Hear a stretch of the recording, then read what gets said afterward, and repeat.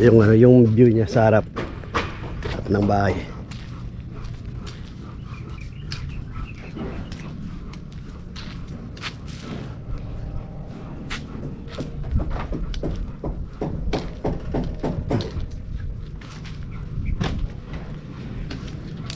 So, there's isang tubular na woodlock.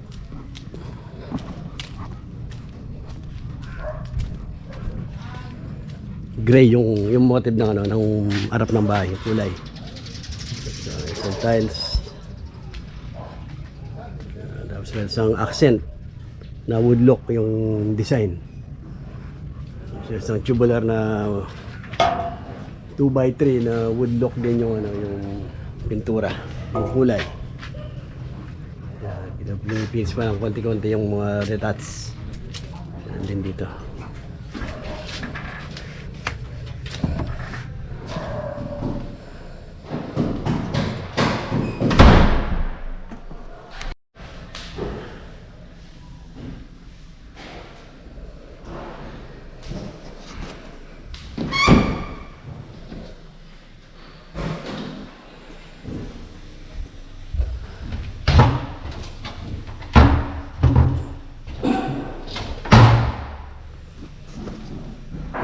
Meron siyang parang ano dito, storage sa ilalim ng ano, ilalim ng agdanan.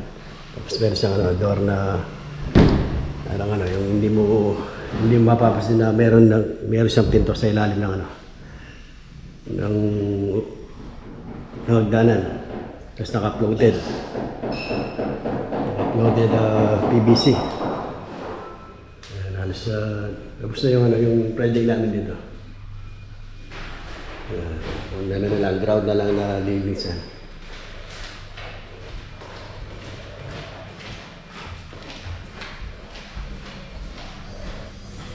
Tapos na rin yung mga wala pa dito sa taas yung ano, yung mga cabinet. Sa ilalim pa lang.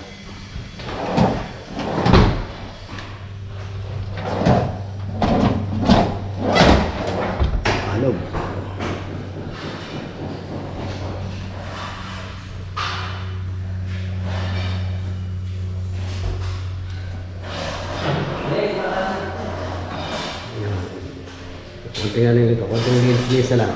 Yung mga alikabok na naiwan.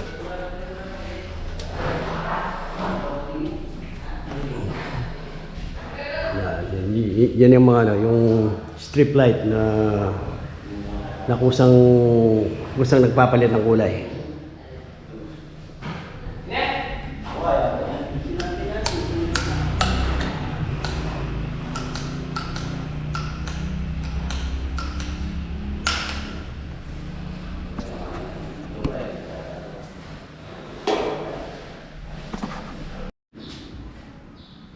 Sa yung ano niya nag-blink yung strip light, may blinker yung ano, yung mga strip light. Ayan, alas na, malinis na ano, yung project natin.